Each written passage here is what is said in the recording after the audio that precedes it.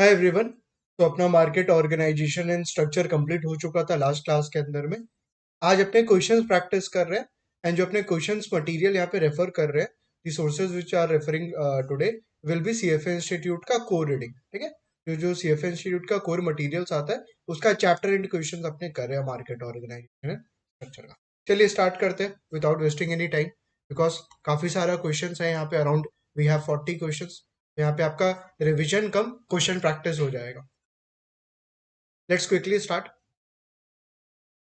अकीको Takabe has designed a sophisticated forecasting model. Please नाम पे ज्यादा ध्यान मत दीजिएगा, आपको दो बार नाम पढ़ने का जरूरत नहीं है। ठीक है, टकाबे सेकेंड नाम इंपॉर्टेंट होता है। Takabe has designed a sophisticated forecasting model which predicts the movement in the overall stock market. बोल रहा है क्या किया, एक फोरकास्टिंग मॉडल निकाल रहा है जिससे ओवरऑल मार्केट का मूवमेंट पता लग जाता है, whether market will go up, whether market will go down, in the hope of earning a return in excess of fair return for the risk involve. और उसका होप क्या है कि उसको एक्सेस अर्निंग मिलेगा as compare to what, fair value. Objective क्या है कि सर एक्सेस रिटर्न अर्न करना है, एबनॉर्मल रिटर्न अर्न करना है from this forecasting model. He uses the prediction of the model to decide whether to buy, hold or sell the shares of an index fund that aims to replicate the movement of the stock market. Basically उसका model क्या करता है, predict करता है और decide करने में help करता है कि स्टॉक को बाई करना है या होल्ड रखना है अगर कोई बाई किया हुआ है तो, या सेल करना है स्टॉक को। और क्या चीज का, sell the shares of an index fund. Index fund मतलब क्या हो गया, जैसे मान लो Nifty, Nifty 50, Sensex, all these are actually what, index fund that aims to replicate the movement of the stock market. Because अपने को पता है इंडेक्स जैसे निफ्टी 50 के अंदर में how many stocks are there, 50 stocks are there. तो जो निफ्टी होता है उससे अपने ओवरऑल स्टॉक मार्केट का मूवमेंट पता लगाते हैं कि ओवरऑल मार्केट अप जा रहा है या डाउन जा रहा है। Because it's not possible to see all the listed companies in the market, because we have around close to 2000 to 3000 shares. तो पॉसिबल नहीं है 2-3 हजार शेयर्स को अपने डेली ट्रैक करें। तो बेटर है क्या देखिए, आप निफ्टी देखिए और ओवरऑल मार्केट के बारे में पता लगाइए। ठीक है, तो आई होप आपको यहाँ पे इंफॉर्मेशन सारा समझ में आ गया होगा। क्वेश्चन देखते हैं। Takabe would be more, would best be characterized as an, as या एन हेजर, इन्वेस्टर या information motivated trader. Information motivated trader का मतलब क्या होता है कि सर जो कोई इंफॉर्मेशन ट्राई कर रहा है गैदर करने का, whether it can be through model, where it can be some insider information, and on that basis ही is trying to take a trade. तो इन्फॉर्मेशन मोटिवेटेड ट्रेडर का मतलब क्या हुआ, सिर्फ कोई इन्फॉर्मेशन गैदर कर रहा है कहीं से, it can be some modeling, it can be from insider information, कोई न्यूज से, और अकॉर्डिंगली क्या कर रहा है, ट्रेड कर रहा है। बी क्या, इन्वेस्टर। इन्वेस्टर मतलब क्या हो गया, एक तरीके से लॉन्ग टर्म इन्वेस्टर। इन्वेस्टर मतलब लॉन्ग टर्म इन्वेस्टर। ट्रेडर क्या होता है, शॉर्ट टर्म। ट्रेडर होता है शॉर्ट टर्म, इन्वेस्टर क्या होता है, लॉन्ग टर्म। हिजर मतलब क्या होता है कि जिसका ऑलरेडी पोजीशन है और वो अपने आप को हिज कर रहा है। जिसका ऑलरेडी पोजीशन है, अगर स्टॉक बाई किया हुआ है तो डर लग रहा है कि कहीं सेल, कहीं प्राइस अगर नीचे चला गया तो। कोई अगर शॉर्ट सेल किया हुआ है, कोई को डर है कि सर उसका प्राइस ऊपर चला गया तो आपके हिसाब से आप बताओ, जो अपने स्टोरी पढ़े हैं उसके अंदर में which option will be correct. तो यहाँ पे बोल रहा है कि he has used certain model to predict what, stock movement. On that basis, on that information, he will actually take a decision कि स्टॉक को बाई करना है, होल्ड करना है या सेल करना है। इसके लिए which option is correct? Obviously information motivated trader, because he's actually trying to get the information from this model. Option number C is correct. Question number 2, James Beach is young and has substantial wealth. तो ये बीच जिसका नाम है is young and has what, substantial wealth. A significant portion of its stock portfolio consists of emerging market stock that offer relatively high expected return at the cost of relatively high risk. क्या बोल रहा है कि ये person young है, पैसा भी बहुत है, और इसका जो पोर्टफोलियो है उसमें मेजर पैसा कहाँ पे लगाया हुआ है, इमर्जिंग मार्केट स्टॉक्स के अंदर में। Emerging market can be say India, can be China, can be Brazil. तो ऑब्वियसली अगर इस सब कंट्रीज में पैसा लगाते हैं as compare to developed markets, as compare to what, developed market like US, जहाँ पे मार्केट डेवलप्ड है ऑलरेडी लाइक यूएस, वहां पे रिटर्न कम होगा, रिस्क भी कम होगा। वेयर एस इमर्जिंग मार्केट या developing market countries like India, China, Brazil, तो वहां पे सर रिटर्न भी ज्यादा और रिस्क भी ज्यादा। तो वो चीज यहाँ पे क्लियर कर रहा है आपको। Beach believes that investment in emerging market stock is appropriate for him given his ability and willingness to take risk. Important बोल रहा है कि उसके लिए उसको लग रहा है कि इमर्जिंग मार्केट स्टॉक क्या परफेक्ट है। Emerging markets are actually perfect depending upon his what, ability and willingness to take risk. Ability word and willingness word is more discussed in portfolio management. Ability to take risk and willingness to take risk. Ability मतलब seeing your financial condition, कि आपका financial condition कैसा है। Willingness मतलब आपका psychological condition कैसा है, आपका साइकोलॉजिकल कंडीशन कैसा है। तो पूरा दोनों को देखते हुए इमर्जिंग मार्केट स्टॉक उसको परफेक्ट लगता है। विच of the following labels most appropriately describes what बीज इज अ हेजर और इन्वेस्टर और इंफॉर्मेशन मोटिवेटेड ट्रेडर। देखो हेजर तो होगा नहीं, because is not hedging any position. ऐसा तो नहीं बोल रहा कि सर उसको स्टॉक बाई करके रखा है, उसको डर लग रहा है कि स्टॉक का प्राइस अगर गिर जाएगा तो वो अपने आप को हेज कर रहा है। तो ऑप्शन नंबर ए गया। ऑप्शन नंबर बी क्या बोल रहा है, इन्वेस्टर है। तो इन्वेस्टर तो है ही एक्चुअली, बिकॉज वो अपने रिस्क के अकॉर्डिंग इमर्जिंग मार्केट में इन्वेस्ट कर रहा है। Basis on his risk appetite he is actually investing in the emerging market. तो option number B is correct. Option number C क्या बोल रहा है, इन्फॉर्मेशन मोटिवेटेड ट्रेडर। कोई इन्फॉर्मेशन का बात हुआ है क्या, he is having some information via insider और he is trying to predict certain information via some modelling and all. No, it's not there. तो इन्फॉर्मेशन मोटिवेटेड ट्रेडर नहीं होगा, हेजर नहीं होगा। Option number B is correct. Is what, investor. अपना risk के according अपना return को समझते वो क्या कर रहा है, इन्वेस्ट कर रहा है। Question number 3, Smith owns a manufacturing company in the US. ठीक है, ये पर्सन जो स्मिथ है वो क्या यूएस सिचुएटेड है and manufacturing company actually own करता है वहां पे, यूएस के अंदर में उसका बिजनेस होगा। Her company has sold goods to a customer in Brazil and will be paid in Brazilian real in 3 months। चीज को समझिएगा आराम से, ठीक है।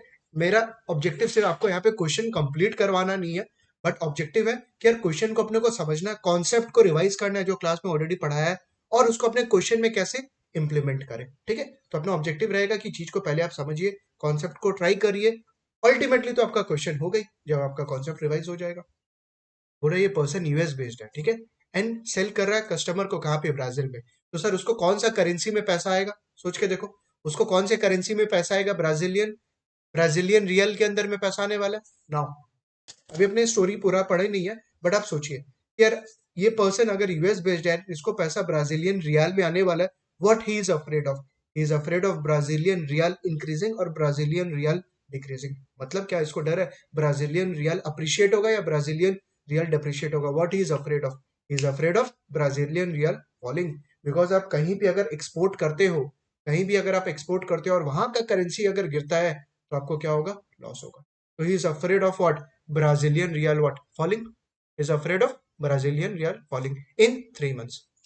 Smith is concerned about the possibility of the BRL depreciating। देखो क्लियर कर दिया आपको, मतलब बता दिया कि स्मिथ को क्या चीज का डर लग रहा है कि यार ये जो BRL है ना, ब्राजीलियन रियल, कहीं डिप्रिशिएट कर गया तो, क्योंकि पैसा कब आ रहा है, आज या 3 months के बाद, इन 3 months लिखा हुआ ये रहा, 3 महीने में depreciating more than expected against the US dollar. But अगर ब्राजीलियन रियल गिरेगा तो यूएस डॉलर क्या होगा, स्ट्रांग होगा। और इसका यूएस डॉलर क्या होम कंट्री करेंसी है, because this person is situated where in US. Therefore she is planning to sell 3 months futures contract on BRL.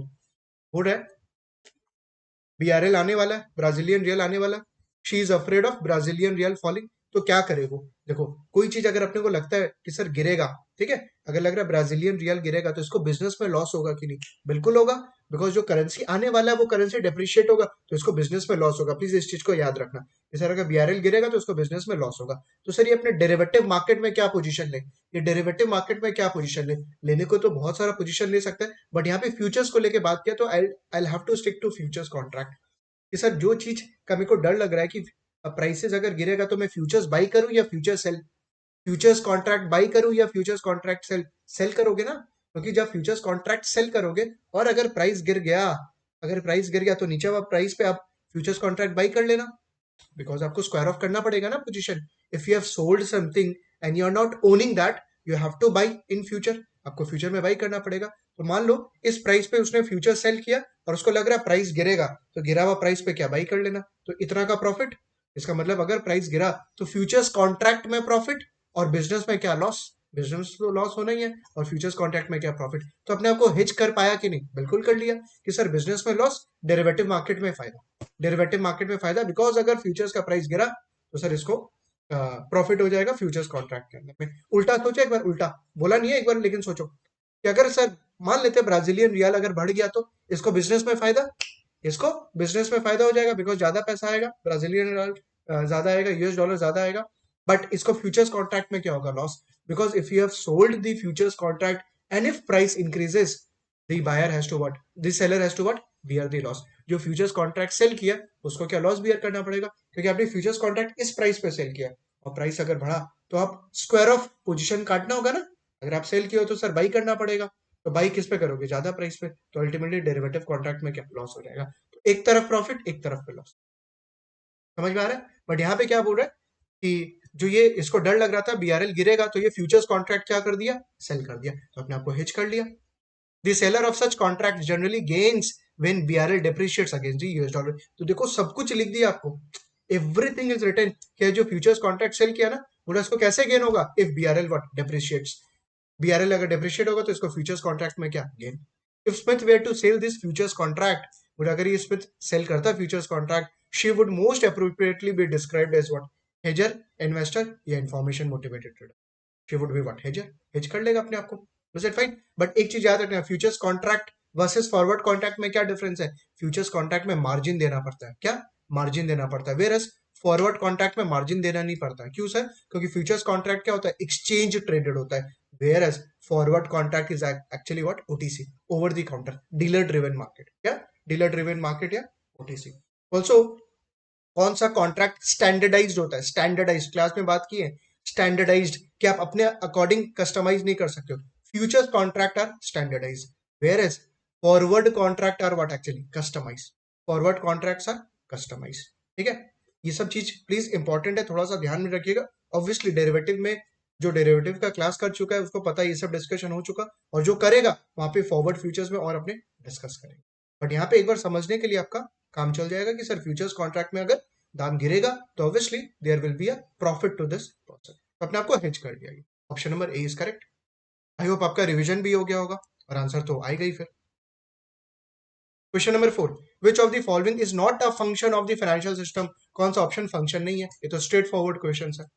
To regulate arbitrageurs profit excess return, पूरा कौन सा function नहीं है। To regulate arbitrageurs profit, this is not a function of the financial system. Option number B पढ़ रहा हूं, to help the economy achieve allocation efficiency, yes याद है एलओएस नंबर ए, 3 ऑब्जेक्टिव था, 3 फंक्शन था फाइनेंशियल सिस्टम का, क्या क्या याद करिए। अचीवमेंट ऑफ पर्पसेस, जहां पे था savings, borrowing, issue of capital, risk management, exchange of assets, utilisation of information. Second objective क्या था, return determination, interest rate determination basis on demand and supply, और थर्ड क्या था, कैपिटल एलोकेशन, कैपिटल एलोकेशन। तो to help the economy achieve allocation efficiency, option number B वैसे function है। Option number C, to facilitate borrowing by business to fund the current operations, yes. तो option number B and C are the function of the financial system, option number A is not the function of financial system, option number A is correct. Question number 5, an investor primarily invest in stocks of publicly traded company, ठीक है। बोल रहा है कि जो investor है ज्यादातर किस पे इन्वेस्ट करता है, पब्लिकली ट्रेडेड कंपनीज पे जो लिस्टेड है। The investor wants to increase the diversification of his portfolio, बोला अभी तक हो सकता है पब्लिकली ट्रेडेड कंपनीज में पैसा लगाता है, now he wants to diversify, अलग अलग जगह अलग अलग एसेट क्लासेस में पैसा लगाने का मन रखता है, और होना भी चाहिए, होना भी चाहिए। क्यों, क्योंकि अगर एक जगह पूरा पैसा लगा दिया और वो अगर डूब गया तो आपका पैसा पूरा चला जाएगा। So that is why there is a concept of what? Diversification. A friend has recommended investing in what? Real estate property. बोला फ्रेंड से पूछा तो फ्रेंड रिकमेंड किया कहाँ पे पैसा लगाने, real estate property.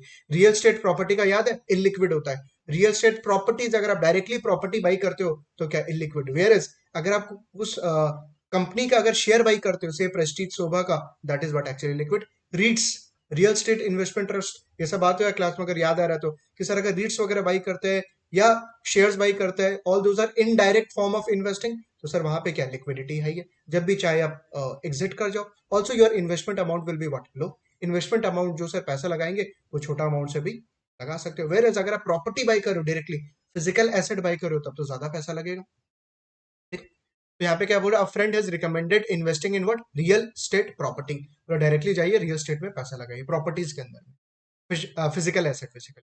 The purchase of real estate would best be characterized as a transaction in the derivative investment market, obviously no. Traditional investment market, no, because traditional में क्या था, equity, bonds वगैरह. Alternative investment market, yes. Real estate are actually what? Alternate investment. Question number 6. A hedge fund holds its excess cash in 90-day commercial paper and negotiable CD. बोला hedge fund के पास cash पड़ा वो cash क्या करेगा, अगर वो अपने पास रखेगा देयर इज अपॉर्चुनिटी कॉस्ट। अगर आप सोचो अगर कैश आप ड्रॉअर में रख दोगे there is opportunity cost, right, you are losing interest. पूरा वो पैसा कहाँ लगा रहा है, 90 डे कमर्शियल पेपर में, सीपी। कोई बैंक या कोई कंपनी इशू कर रहा है सीपी, याद है, commercial paper, unsecured form of boring, and it is what, for the short term, और यहाँ पे क्लियर कर दिया 90 day. And negotiable certificate of deposit issued by whom, banks.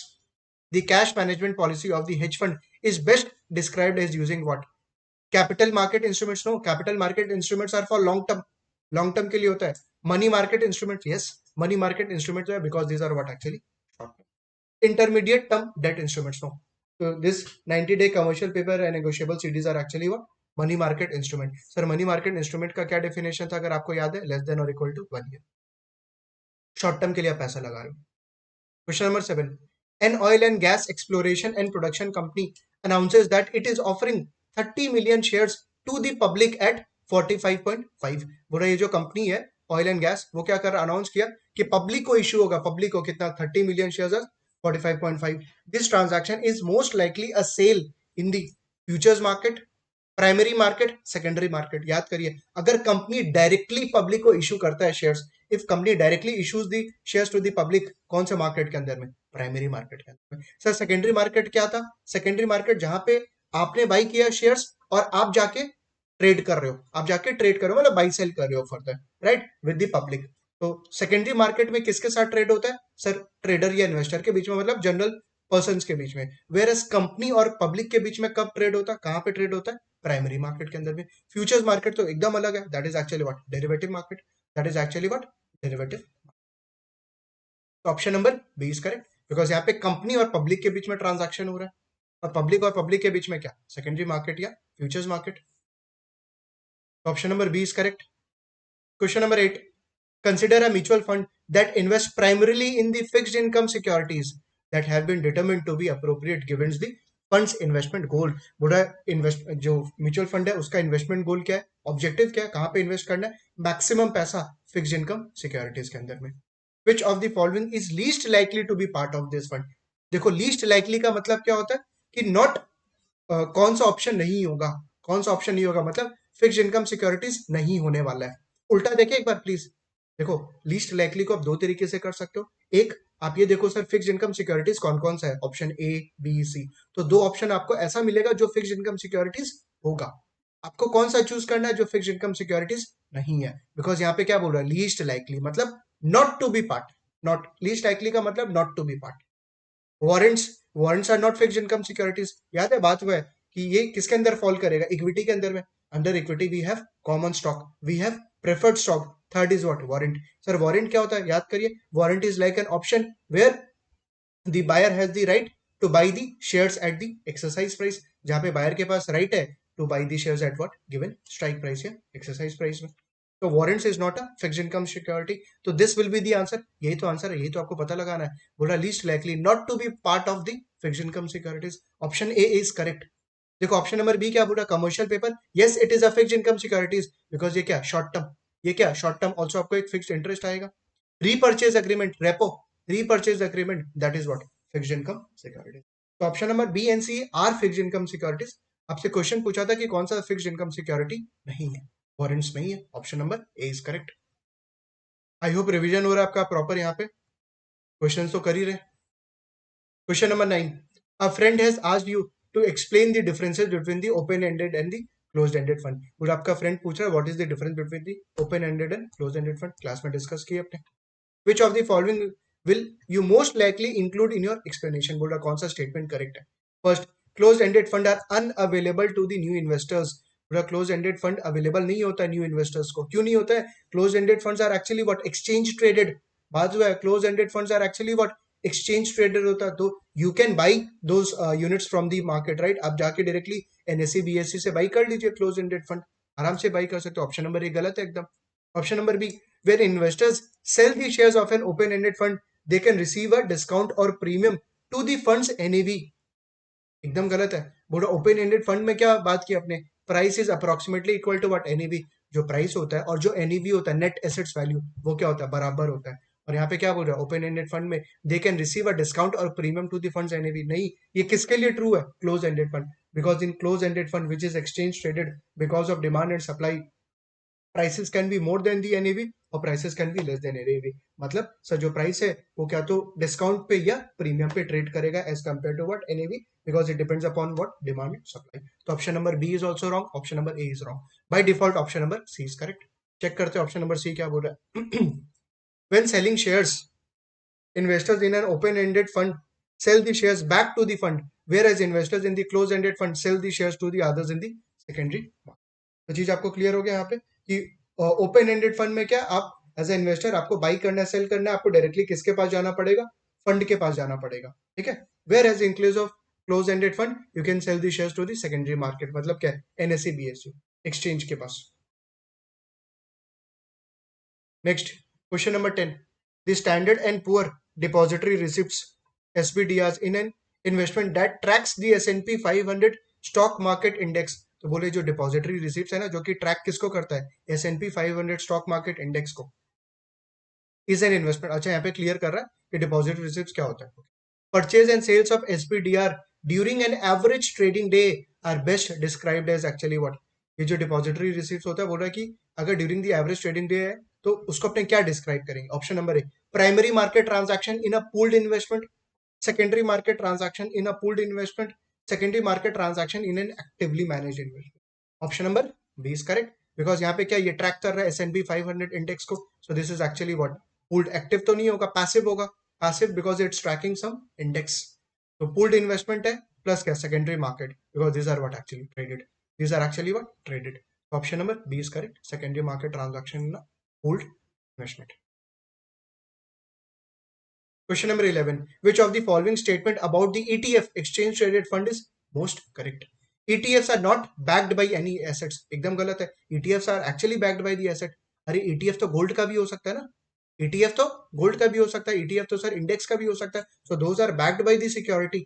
It's not like backed, it's not backed by any security, in fact it is backed by the security। Option number A is wrong actually। बोले it is not backed, एकदम गलत है। Option number B, the investment companies that create ETF are financial intermediaries। Yes, investment companies ही तो create करता है ETF को। Main company थोड़ी create करता है, ओरिजिनल कंपनी थोड़ी क्रिएट करता है। Those are created by the investment companies। Option number B is correct। Option number C, the transaction cost of trading shares of ETF are substantially greater than the combined cost of trading the underlying assets of the fund। देखो ETF का फायदा क्या होता है as compare to mutual fund.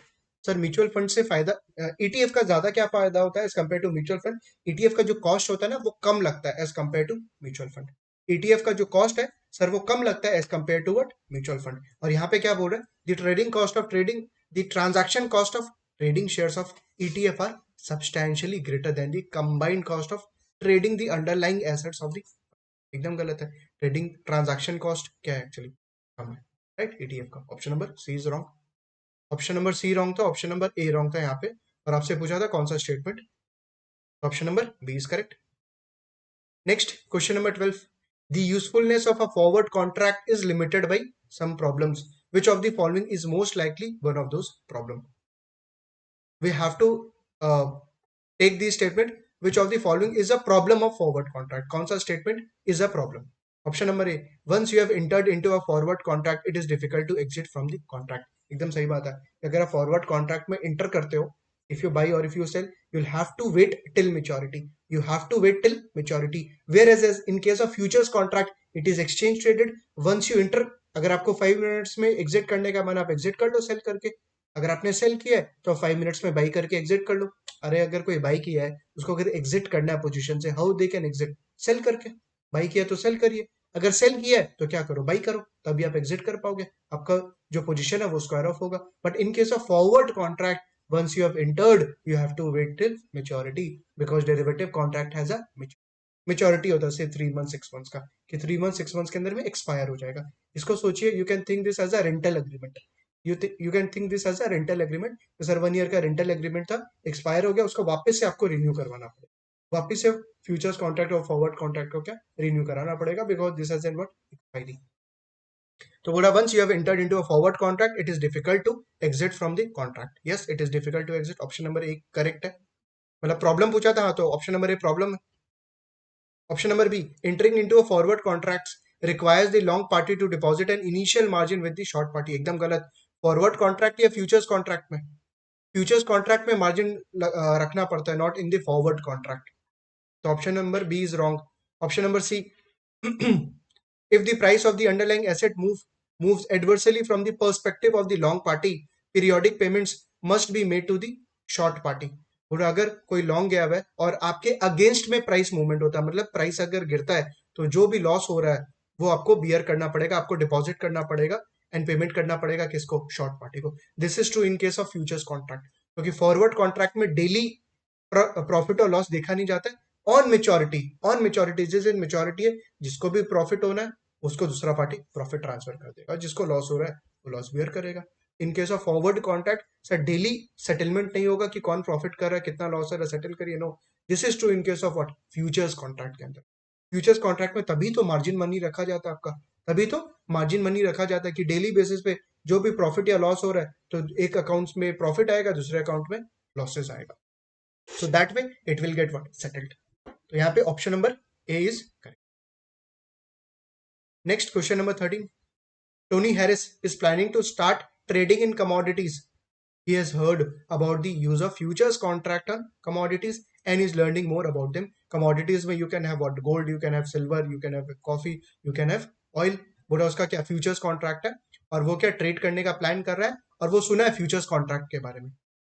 Which of the following is Harris least likely to find associated with the futures contract? बोला कि कौन सा स्टेटमेंट फ्यूचर्स कॉन्ट्रैक्ट के बारे में क्या है? रॉन्ग है. लीस्ट लाइकली है ना, लीस्ट लाइकली. कौन सा स्टेटमेंट फ्यूचर्स कॉन्ट्रैक्ट के बारे में? It's what? Wrong. Existence of counter party risk. क्या काउंटर पार्टी रिस्क होता है फ्यूचर्स कॉन्ट्रैक्ट में? No, because there is a margin money deposited ना. अरे मार्जिन मनी लिया जाता तभी तो दूसरा पार्टी डिफॉल्ट नहीं करे. That is why margin money is taken. तो फ्यूचर्स कॉन्ट्रैक्ट के अंदर में there is no counter party default risk. Forward contract में there is a counter party default risk because there is no margin money taken from the buyer और seller. तो this statement is actually what? Wrong. And यही answer है, यही answer है. Standardize contractual term futures contract में, yes those are what? Standardise contract. Payment of an initial margin to enter into a contract, yes. Futures contract में option number B. Option number C applicable है. तो कौन सा statement wrong है about the futures contract? Existence of what? Counter party risk. Option number A is correct. Next question number 14. A German company that exports machinery is expected to receive $10 million in 3 months. तो बोला German company ने export किया कहाँ पे? Machinery, US में. And from US is expected to receive what? $10 million. No, एक second. What he is afraid of? उसको क्या चीज का डर लग रहा है? जो डॉलर है वो इंक्रीज होने का या डॉलर डिक्रीज होने का? माइंड इट, उसने एक्सपोर्ट किया तो उसको डॉलर आएगा. डॉलर आएगा तो वो जर्मन करेंसी में कन्वर्ट करेगा. ही is afraid of the dollar what? Falling. उसको डर लग रहा है कि सर अगर वहां से जो पैसा आएगा ना उसका करेंसी अगर गिर गया तो उसको क्या? लॉस हो जाएगा. उसका करेंसी लॉस, उसको लॉस हो जाएगा अगर यूएस डॉलर क्या गिरता है. The firm converts all its foreign currency receiveds into euro. बोला एक फर्म क्या किया? फॉरेन करेंसी यूएस डॉलर को यूरो में कन्वर्ट कर लिया. The CFO of the company wishes to lock in a minimum fixed rate for converting the 10 million to euro. बोला CFO क्या किया? सीएफओ का मन है, किया नहीं है, मन है, wishes to lock in what? Minimum fixed rate for converting the 10 million to euro. उसका मन है कि जो डॉलर आने वाला है इज अफ्रेड ऑफ कि सर अगर डॉलर गिर गया तो वो एक फिक्स्ड रेट आज ही तय कर ले, आज ही तय कर ले. रीजन 3 months के अंदर में आएगा. इन 3 months में आएगा तो सर 3 months में अगर डॉलर गिर गया तो इस कंपनी को लॉस हो जाएगा. So that is why CFO का मन है कि लेट्स फिक्स डॉलर यूरो का रेट. तो अगर 3 months के बाद आता है तो उसको कोई भी लॉस ना हो. इफ राइजिंग इफ फॉलिंग, तो अपने आपको हिच करके चलना चाह रहा है. Simple. Wishes to lock in a minimum fixed rate for converting the 10 million to euro, but also wants keep the flexibility to use the future spot rate if it is favorable. बहुत बढ़िया statement है, बहुत बढ़िया statement है. चीज को समझिएगा ठीक से. डॉलर आने वाला है. Dollar is this person, this German company is expecting to dollar to receive. He is afraid of dollar falling, is afraid of dollar falling. तो सर एक काम करे, फ्यूचर सेल करते, फ्यूचर सेल करते, क्योंकि अगर गिरेगा, डॉलर गिरेगा तो फायदा हो जाएगा. डॉलर गिरेगा तो फायदा होगा. बट व्हाट इफ डॉलर बढ़ गया तो?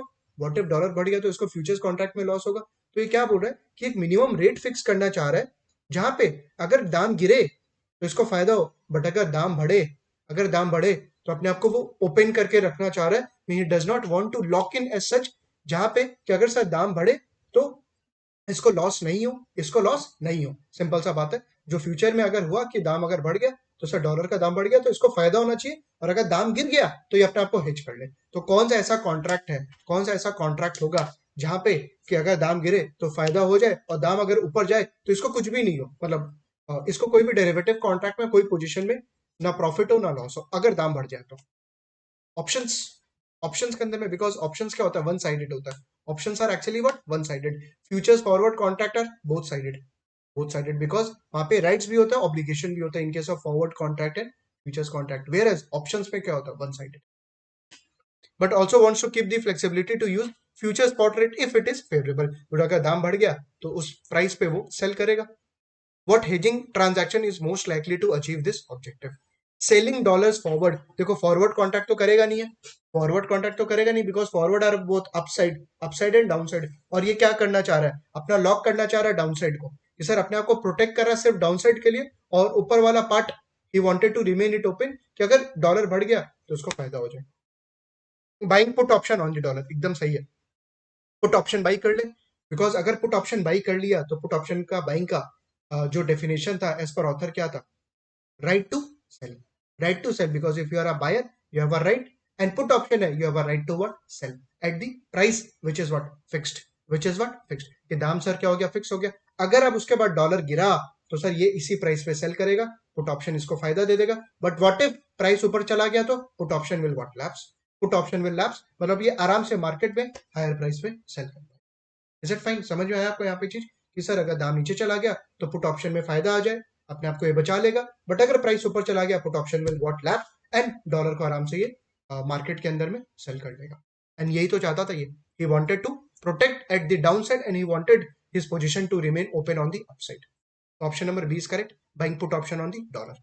ऑप्शन नंबर सी क्या बोला, selling futures contract on the dollar, नहीं, क्योंकि अगर सेल किया तो नीचे गया तो फायदा, अगर ऊपर गया तो सर लॉस हो जाएगा इसको, but he do not want to do that. Option number B. Question number 15. A book publisher requires substantial quantities of paper. The publisher and a paper producer have entered into an agreement for the publisher to buy and producer to supply a given quantity of paper 4 months में, later at a price agreed upon today. ठीक है, बोला ये जो book publisher है इसको बहुत ज्यादा पेपर चाहिए, इसको क्या चीज का डर लग रहा है, is afraid if the price increases of the paper. And जो प्रोड्यूस कर रहा है उसको क्या चीज का डर लग रहा है, if the price decreases of the paper. तो दोनों क्या कर लिया, आज एक कॉन्ट्रैक्ट इंटर कर लिया, दोनों जन क्या किया, आपस में कॉन्ट्रैक्ट इंटर कर लिया कि चल आफ्टर 4 मंथ्स में एक प्राइस अग्री कर लेते हैं as on today, but delivery कब लेंगे उसका, 4 मंथ्स के अंदर में, delivery will happen in 4 months. This agreement is futures contract, forward contract या commodities, it is what, forward contract, क्योंकि दोनों जन आपस में कर रहा है। फ्यूचर्स कॉन्ट्रैक्ट क्यों नहीं है सर, बिकॉज एक्सचेंज के थ्रू नहीं हो रहा ना, इट्स नॉट वाई एक्सचेंज, आपस में कर रहा है, इट्स कस्टमाइज्ड कॉन्ट्रैक्ट, तो forward contract is correct. Commodity swap तो होने वाला नहीं है, कोई स्वैप थोड़ी चल रहा है यहाँ पे। Question number 16. The S&P depository receipts is an ETF in the US that is designed to track the S&P 500 stock market index. तो depository receipts क्या ETF है जो कि किसको ट्रैक कर रहा है, इंडेक्स को ट्रैक कर रहा है। The latest price of the SPDR is 290. आज के दिन दाम कितना, 290. A trader has just bought call option on the shares of SPDR for a premium of 3 per share. पूरे ट्रेडर क्या किया, कॉल ऑप्शन बाई किया, ठीक है, क्या चीज का, एसबीडीआर का, डिपॉजिट रिसीव्स का। एंड जो भी कॉल ऑप्शन बाई करता है या जो भी इनफैक्ट ऑप्शन बाई करता है, बायर को क्या पे करना पड़ता है, प्रीमियम। बायर को क्या पे करना है, प्रीमियम। देखो पूरे यहाँ पे प्रीमियम पे किया 3 पर शेयर का। The call option expire in 6 months, expiry कितना है, कितने टाइम में एक्सपायर हो जाएगा, 6 मंथ्स में। And have an exercise price of 305 per share. What do we mean by 305? Interpretation क्या था क्लास के अंदर में 305 का, कि sir this person is having a right to buy the share और द अंडरलाइंग एट 305, 305 पे इसके पास राइट है बाई करने का। अगर सर दाम बढ़ गया, अगर दाम बढ़ गया 309 3010 हो गया, तो वो बाई कर लेना चाहिए उसको 305 पे। और अगर दाम गिर गया तो सर उसका मन वो बाई नहीं करेगा, बिकॉज उसके पास क्या राइट है, ऑब्लिगेशन नहीं है कि उसको बाई करना ही पड़ेगा, ही हैज व्हाट राइट। उसका मन अगर उसके फेवर में प्राइस जाता है then only he will buy, उसके फेवर में प्राइस नहीं जाता, he will just allow the call option to lapse. On the expiration date, the trader will exercise the call option, ignore any transaction cost, if and only if the shares of SPDR are trading what. बोला कि कब वो exercise करना चाहेगा, अगर 305 से क्या हो, दाम बढ़े, 305 से प्राइस अगर ज्यादा हो तो obviously he wanted to exercise. बोला 305 के अगर कम हो, नहीं, अगर बिलो 305 होगा he could by the this underline at the lower price ना। अरे अगर मार्केट में $300 हो गया, आप क्यों 305 पे बाई करोगे? आप डायरेक्टली मार्केट से बाई कर लो 300 पे। Above 305, yes. अगर 305 के ऊपर जाता है तो आपके पास राइट है टू बाई व्हाट? 305 पे। अबव 308 पर शेयर। 308 कहां से आया? देखो 305 पे बाई करने का राइट था, प्लस प्रीमियम पे किया 3, उसका इफेक्टिव कॉस्ट कितना बन गया? 308। 305 पे राइट था बाई करने का, $3 पे किया है ना प्रीमियम, तो 308 तक तो there is a break even.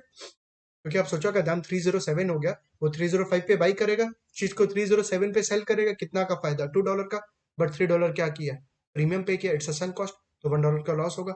But अगर 308 हो गया तो 305 पे बाई करेगा, 308 पे सेल कर देगा, $3 का फायदा, $3 का तो लॉस, इट्स अ प्रीमियम। तो net net no profit no loss. तो 308 पे क्या? Break even. तो ये कब बाई करना चाहेगा? मतलब when he wanted to exercise if the price is above what? 305. Option number B is correct.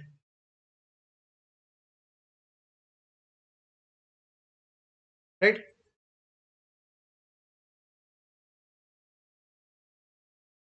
Question number 17. Jason Smith works for a hedge fund. एक सेकंड रुको, तो ऑप्शन नंबर सी में मेरे को लग रहा है थोड़ा सा और मेरे को एक्सप्लेन करना चाहिए 308 वाला, क्योंकि कोई अगर डेरिवेटिव नहीं किया होगा बाई चांस तो उसको थोड़ा सा फंस सकता है वो कि सर ऑप्शन नंबर सी क्यों गलत है, अबव 308 क्यों नहीं? देखो अगर मान लीजिए दाम हो गया 306, 306, ठीक है, he has a right to buy at 305, 305 पे बाई करेगा, 306 पे सेल कर देगा, कितना का फायदा? $1 का फायदा। बट प्रीमियम कितना का पे किया? $3 का। नेट लॉस कितना? $1 का फायदा, $3 का लॉस, नेट लॉस कितना? $2 का। सर अगर दाम 307 हो गया तो $2 का फायदा, to buy at 305 and selling will be 307, $2 का फायदा, बट $3 का loss because of premium, net में $1 का लॉस, नेट में $1 का लॉस। तो अगर बाई चांस अगर आप मान लो 306 307 पे बाई नहीं करते हो, मतलब जब दाम 306 307 हो गया, you are not exercising the call option, what will be your loss? Premium. अरे प्रीमियम तो संक कॉस्ट है ना, वो तो आपको देना ही पड़ेगा, तो हर बार आपका $3 का लॉस होगा, हर बार आपका $3 का लॉस होगा if the price is 306 and you are not buying the underlying. If the price is 307, you are not buying the underlying. If the price is 308, हर बार आपका लॉस कितना? $3 का। $3 का लॉस तो हो गई आपको अगर आप एक्सरसाइज नहीं करते कॉल ऑप्शन को। But if you exercise the call option, मतलब अगर आप अंडरलाइंग बाई कर लेते हो 305 पे और दाम अगर 306 हो गया, तो सर $1 का तो फायदा हो कम से कम, $3 का तो लॉस है नेट नेट में $2 का। तो बोला अगर दाम 308 के ऊपर गया तभी अपने वो करेंगे, एक्सरसाइज करेंगे ऑप्शन को। नो, 306 भी हो गया तो भी कर लेंगे, 307 हो गया तो भी कर लेंगे, 308 हो गया तो option number C is wrong. Next question number 17। Question number 17 is Jason Smith works for a hedge fund. Hedge fund के लिए काम करता है and he specializes in finding profit opportunities that are the result of inefficiencies in the market for convertible bond. बोला he works for a hedge fund and उसका objective क्या है, उसका स्पेशलाइजेशन क्या है? Basically to find the miss pricing, inefficiency find out करना, ठीक है, मार्केट के अंदर में। इन the market for convertible bonds का, कन्वर्टेबल बॉन्ड क्या होता है? The bonds which can be converted into what? Equity shares that can be converted into predetermined amount of companies common stock. Smith tries to find convertibles that are priced inefficiently relative to the underlying stock. Convertible bond versus बोला कि equity shares में if there is a difference, तो दो instrument, similar instrument के अंदर में price में अगर डिफरेंस होता है तो कौन फायदा उठाने का ट्राई करता है? जनरली आर्बिट्रेजर। आर्बिट्रेजर की सस्ता चीज को बाई करेगा, महंगा चीज को सेल करेगा, और दोनों में क्या गैप अर्न करेगा। तो बोला Smith tries to find convertibles that are priced inefficiently relative to the underlying stock. The trading strategy involves the simultaneous purchase of convertible bond. बोला convertible bond का हो सकता है दाम कम है as compared to the stock, उसको by कर रहा है, and short sell of the underlying common stock. Shares को क्या कर रहा है? शॉर्ट सेल कर रहा है, बोरो करके cell. The above process could be best described as what? Hedging, arbitrage या securitization. नंबर 20 करें arbitrage। hedging तो कर नहीं रहा है, he is not hedging himself। एक मार्केट से बाई, दूसरे मार्केट से क्या सेल, एक इंस्ट्रूमेंट को बाई, दूसरे इंस्ट्रूमेंट को क्या सेल। सिक्योरिटाइजेशन क्या होता है? बैंक वाला जो एग्जांपल लिए थे that they will transfer their assets to the SPE और एसपीवी, तो यहाँ पे तो ये सब हो नहीं रहा है, और सिक्योरिटीज वगैरह इश्यू होगा in tranches. Next question number 18। Louis Robert just purchased a call option on shares of McLean Group a few days ago. He wrote a put option on McLean shares. एक second, बोल रहा है कि अभी वो क्या किया, कॉल ऑप्शन बाई किया। कॉल ऑप्शन बाई किया मतलब upside, you wanted to enjoy upside. और कुछ दिन पहले क्या किया था, पुट ऑप्शन सेल किया था, पी माइनस किया था। पी माइनस करने का मतलब लॉन्ग या शॉर्ट, मतलब आपको क्या लग रहा है, प्राइस ऊपर जाएगा या नीचे जाएगा? You think that the price will go up because you are writing a put. If you are buying a put, अगर पुट ऑप्शन बाई करते हो इसका मतलब you think that the price will go down. But if you are writing a put it will what, you are expecting the price to rise. इसका मतलब call option भी by किया और put option भी सेल किया, तो दोनों तरफ क्या ऊपर जाने का इसको लग रहा है, मतलब price is expected to what, increase. The call and put option have the same exercise price, दोनों का एक्सरसाइज या स्ट्राइक प्राइस क्या है, same. Same expiration date and the number of shares underlying. Considering both position, Robert's exposure to the risk of the stock of the McLean Group is what? Long, short या neutral? Obviously it's long, क्योंकि दोनों position क्या long है ना। Call option buy किया है long, put option sell किया है long position. Option number is correct. Next question number 19। An online brokerage firm has set the minimum margin requirement at 55%। 55%, okay. बोला इनिशियल मार्जिन कितना चाहिए उसको, मिनिमम 55%।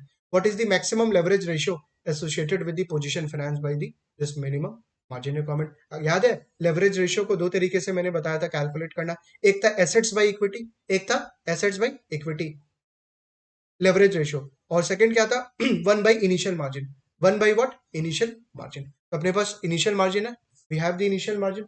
चलिए 1 divided by 0.55 करो, 1 डिवाइडेड बाई 0.55, पहला सम आया अभी तक कैलकुलेशन का। 1 divided by 0.55, it's coming 1.818। 1.818 which option? Option number B is correct. Option number B is correct.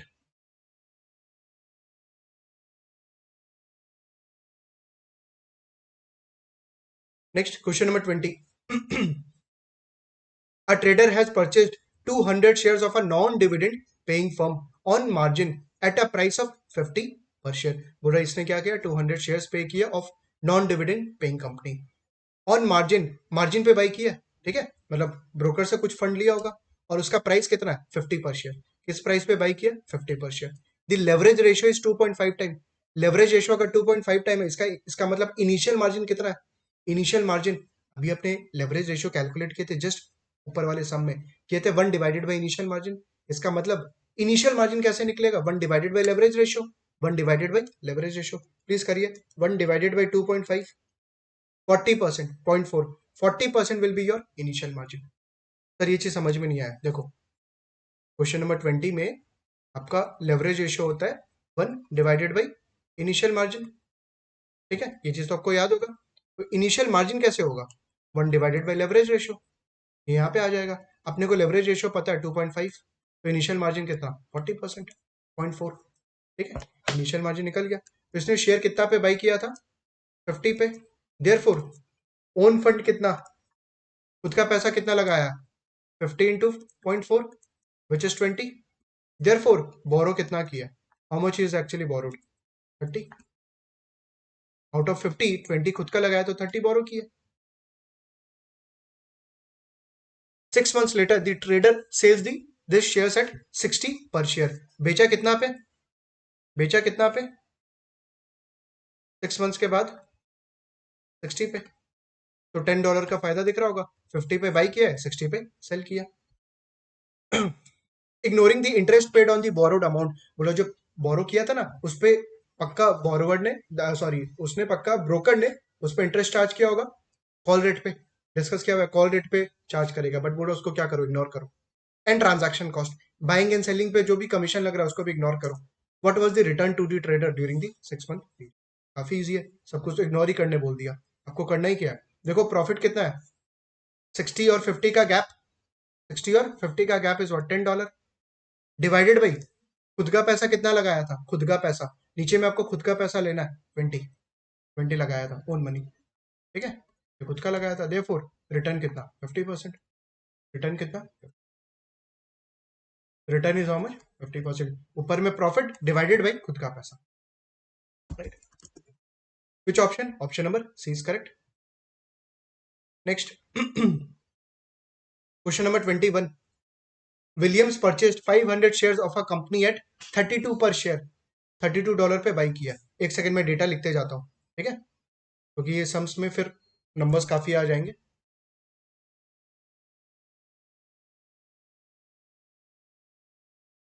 Share का दाम कितना है आज के दिन? 32 per share. Number of shares कितना है साइड में लिख रहा हूं एक बार, बिकॉज अपने सारा कैलकुलेशन पर शेयर के बेसिस पे करेंगे। The stock was bought on 75% margin, तो इनिशियल मार्जिन कितना है? 75%। बोरोड अमाउंट पता लग गया? बोरोड अमाउंट 25%, 32 का 0.25 मतलब कितना? 8। और खुद का कितना लगा है? 24। 32 का 75, 24। ठीक। Next, 1 month later William had to pay interest on the borrowed amount at 2% per month. बोले जो बोरो किया ना उस पर इंटरेस्ट कितना दिया? 2% करके। 8 इंटू 2% कितना आएगा? सब कुछ पर शेयर है प्लीज। हाँ, 0.02, 0.16, 0.16 ये पर मंथ है। पर मंथ देखेंगे कितने मंथ में सेल कर रहा है। Immediately after he sold the shares at 28 पर शेयर। बोला नहीं, एक सेकंड, कुछ मिस हुआ है मेरे से। हाँ, at that time Williams received a dividend of 0.5 पर शेयर। तो बोला इसको डिविडेंड कितना मिला? डिविडेंड कितना मिला? 0.5 पर। Immediately after that he sold the shares at 28 पर शेयर। बोल रहा है कि 1 मंथ के बाद, 1 मंथ के बाद ये तुरंत शेयर्स को सेल कर दिया। कितने प्राइस पे? 28 पर शेयर। तो इसका शेयर का दाम 6 मंथ्स के बाद कितना है? कितना पे बेचा है? 28 पर। He paid a commission of $10 on the purchase and $10 on the sale of the stock। आराम से। अब देखो यहाँ पे पर शेयर नहीं लिखा हुआ है, प्लीज ठीक से पढ़ना। कमीशन जो ये पे कर रहा है ना परचेज और सेल पे, पर शेयर नहीं है। अपना सारा कैलकुलेशन पर शेयर बेसिस पे हो रहा है। We are doing all the calculation on per share. तो अपने को परचेज और कमीशन भी क्या निकाल, परचेज और सेल का कमीशन भी किस पे निकालना चाहिए? पर शेयर बेसिस पे। देखो दो तरीके से आप सम कर सकते हो। इधर you do all the calculation in total, मतलब इंटू 500 करो, 500 नंबर ऑफ शेयर से, या आप सारा कैलकुलेशन पर शेयर बेसिस पे करिए, पर शेयर बेसिस पे। तो प्लीज आपको ध्यान में रखना है, जो कमीशन होगा ना बाइंग एंड सेलिंग, ज्यादातर ये लोग ना टोटल बेसिस पे देता है, टोटल। तो अपने पर शेयर बेसिस पे निकाल लेते चीजें। तो buying commission, selling commission, which is how much? कितना? $10 डिवाइडेड बाई कितना शेयर्स? 500। तो मेरे को पर शेयर मिल जाएगा 10 divided by what? 500। This is 0.02 पर शेयर, 0.02 per share. Selling में also 0.02 per share because same amount था। What was the rate of return on this investment for the 1 month? तो आपसे रिटर्न पूछ रहा है, चलिए निकालिए रिटर्न, प्लीज कैलकुलेट करिए रिटर्न। सबसे पहला प्राइस अप्रिसिएशन, प्राइस अप्रिसिएशन नहीं, यहाँ तो डिप्रिशिएट हो गया प्राइस। 32 से 28 हो गया, कितना का लॉस? -4 का लॉस, -4 का loss. This is price depreciate. Dividend मिला इसको, डिविडेंड 0.5, 0.5 पर शेयर, 0.5 पर शेयर, माइनस इसने इंटरेस्ट पे किया था कितना? 0.16 पर मंथ, और 1 मंथ में बेचा ही है तो 0.16 पर शेयर। सेलिंग और बाइंग पे कमीशन लगा है दोनों, 0.02, 0.02, तो -0.02 बाइंग पे, -0.02 सेलिंग पे। Is it fine? ये सारा खर्चा डिवाइडेड बाई क्या? डिवाइडेड बाई क्या लेते हैं? अपना खुद का पैसा। अपना खुद का पैसा कितना लगाया है? ये 24 लगाया, या बाइंग का भी कमीशन? बाइंग का भी कमीशन, तो 24.0, 24 बाइंग का plus buying commission is what? 0.0। 24 purchase price और 0.02 कैलकुलेट करो प्लीज। -4 प्लस 0.05 -0.16 -0.02 -0.02 डिवाइडेड बाई, तो न्यूमरेटर में आ रहा है -4.15, -4.15 divided by 24.02, it's coming 17.27, -17.27। Answer match नहीं कर रहा, मतलब कुछ कुछ तो गलती किया है। चेक करते हैं एक बार, कैलकुलेशन में कुछ गलती किया क्या? नंबर सारा सही लिया ना बस?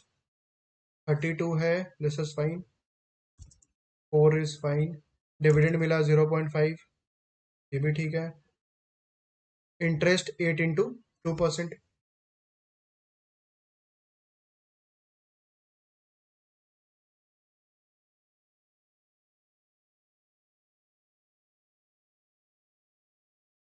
तो 0.16 ये भी ठीक है। तो 0.4 का लॉस, 0.05 का फायदा, 0.16 का लॉस, 0.02, 0.02, 24 पे बाई किया था और 0.02 का कमीशन। देखे तो सही लग रहा है। चलिए अगर वापस से मैं कैलकुलेशन कर रहा हूँ, 4 नेगेटिव प्लस 0.5, 4 नेगेटिव प्लस 0.5 का फायदा, 3.5 का नुकसान, माइनस 0.16 ये भी जाएगा आउटफ्लो, कमीशन 0.02 माइनस 0.02, 3.7 आ रहा है न्यूमरेटर। आई थिंक पहले गलत आया था मेरा न्यूमरेटर, अभी आ रहा है 3 नेगेटिव 3.7, नेगेटिव 3.7, ठीक है, डिवाइडेड बाई 24.02, 3.7 पहले आ रहा था कुछ 4 point something, divided by 24.02, 15.40%, negative 15.40%। देखो तो अब मैच कर रहा है क्या? हाँ, ऑप्शन नंबर 20 मैचिंग, ठीक है।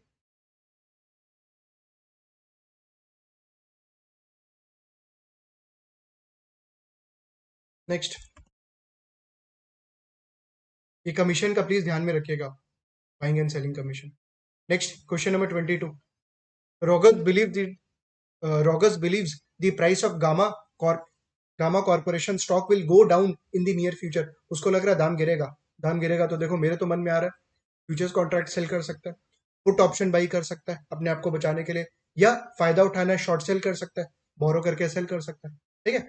एक बार देखते हैं क्या बोला है क्वेश्चन में। She has decided to sell short 200 shares of Gamma Corporation. बोला वो क्या करने का प्लान कर रहा है? शॉर्ट सेल करने का, ठीक है। क्या कर रही है रेदर शी, कोई बात नहीं है यार, होता रहता है ये सब तो। She has decided to sell short 200 shares of Gamma Corporation at the current market price of 47। पूरा current market भाव पे 47 पे सेल करने का प्लान है। The initial margin requirement is 40%. Okay. Which of the following is an appropriate statement regarding the margin requirement that Rogers is subject to on this short sale? She will need to contribute 3760 as a margin. She will need to contribute 5640 as a margin. She will only need to leave the proceeds from the short sale as deposit and does not need to contribute any additional fund. बात किए थे initial margin deposit करना पड़ेगा अगर short seller आपसे that जो land कर रहा है आपको अगर वो मांगा है तो आपको डिपॉजिट तो करना पड़ेगा। चेक करो कितना मार्जिन है, यहाँ पे टोटल अमाउंट है तो आप देखो 200 शेयर्स इंटू 47, 200 शेयर्स इंटू 47, ये तो टोटल वैल्यू है, इंटू मार्जिन कितना है 0.4, 40%, 3760। तो she will need to contribute how much? 3760 as what margin. Option number A is correct. क्या किया? 200 शेयर्स इंटू 47 इंटू क्या 40%। Option number A is correct. Question number 23, the current price of a stock is 25 per share. You have 10,000 to invest. You borrow an additional 10,000 from your broker. और आपके पास 10,000 था, आपने broker से कितना लिया? 10,000 लिया and invested 20,000 in this stock. आपका initial margin कितना लगा फिर? 50%। अरे 20,000 आपने इन्वेस्ट किया, 10,000 आपका खुद का, तो मार्जिन कितना? 50%।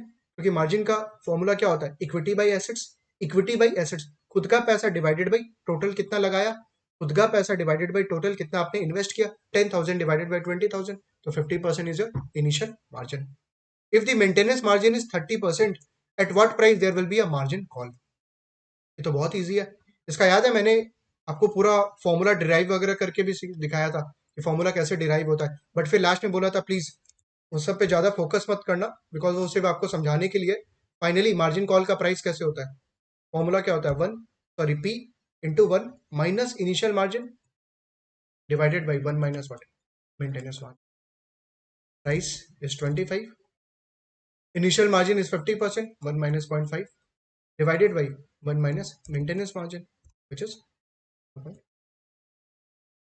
so 25 into 0.5 divided by 0.7, 17.857. 17.857 is the price below which there will be a margin. Option number B is correct, 17.86. Next, question number 24.